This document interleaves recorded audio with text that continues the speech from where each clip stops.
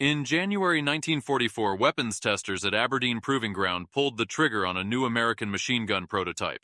It fired one round, then it jammed. They cleared it and tried again. One shot. Jam. Over and over, the same failure. Aberdeen had seen every kind of weapon succeed and fail for more than 2 decades. This failure was different.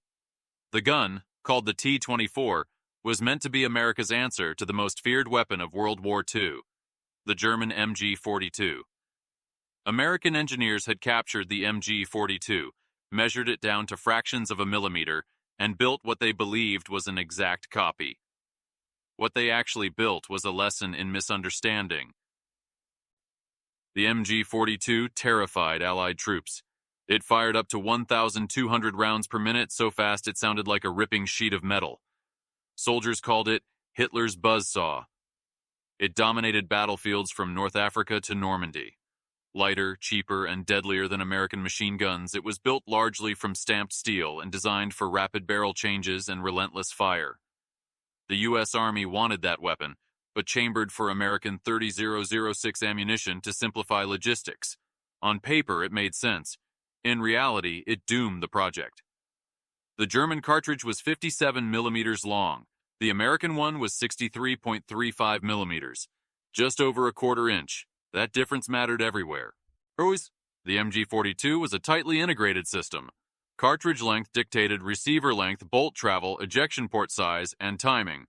The T-24 kept German receiver dimensions while firing a longer American round. When the bolt tried to eject the spent casing, it slammed into the rear of the ejection port instead of clearing it. The returning bolt crushed the stuck casing and locked the gun solid.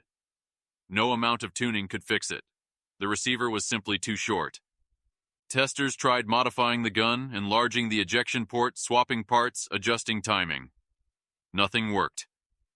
The weapon jammed roughly once every 30 rounds.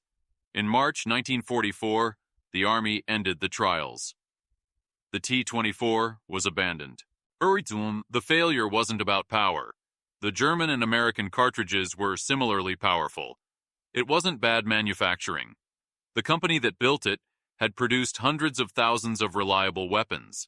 It was geometry, a basic measurement error. That quarter-inch delayed American adoption of a true general-purpose machine gun by more than 15 years. U.S. troops finished World War II with heavier, slower-firing weapons, while German designs shaped the future of infantry firepower worldwide. Other countries later proved the MG-42 could be adapted successfully. They changed the dimensions to match new cartridges. They understood the system. First, the T-24 proved that copying is not the same as understanding. One missing measurement turned a revolutionary weapon into a machine gun that could fire exactly one round.